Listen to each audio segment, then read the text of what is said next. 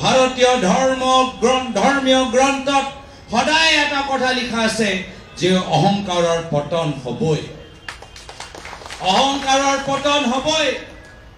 আৰু আজি সেই কাৰণে কিছু দুৰ্যোধনৰ কথা কৈছে, মই কৈছো মহাভাৰত অধ্যয়ন কৰা উচিত, কিয়নো মহাভাৰতৰ ভিতৰত দুৰ্যোধন আগতে তেওঁ নিজৰ ভাতৃৰ প্ৰতি হিংসা নাছিল। যুধিষ্ঠিৰ দুৰ্যোধন একেলগে একে ঘৰত ডাঙৰ হৈছিল, একে গুৰু দ্ৰোণাচাৰ্যৰ পৰা শিক্ষা গ্ৰহণ কৰিছিল। এই দুইটা ভাইকৰ ককায়েকৰ মাজত এজন মামা সোমোৱা পিছত সংঘাত লাগিল, হয় না নহয়?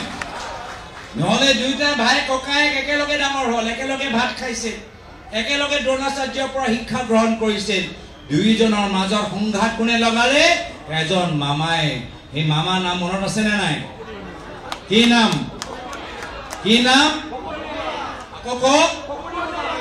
অসমৰ শকুনি মামা হল হিমন্ত বিশ্ব শৰ্মা ডাঙৰীয়া।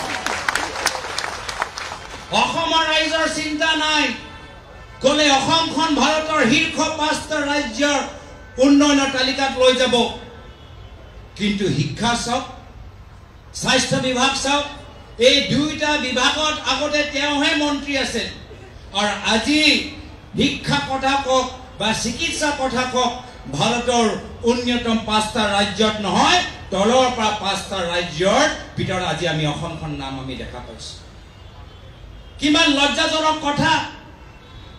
আজি মই বাহিৰলৈ যেতিয়া যাওঁ, আমাৰ বিভিন্ন আমাৰ মানুহবোৰে কৈ কি হৈ আছে অসমৰ ভিতৰত, মাত্ৰ সাম্প্ৰদায়িক কথা, মাত্ৰ কেলেংকাৰী কথা।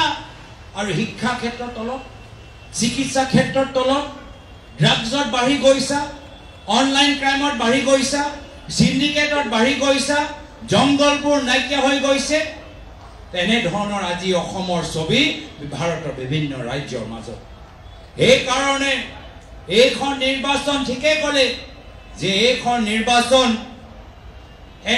এজন ব্যক্তিকেন্দ্ৰিক নিৰ্বাচন নহয়, এইখন নিৰ্বাচন হ'ল যে অসমৰ জনসাধাৰণ অসমৰ দায়িত্ব লোৱাৰ কাৰণে নিৰ্বাচনী ৰণত নামিব আৰু অসমৰ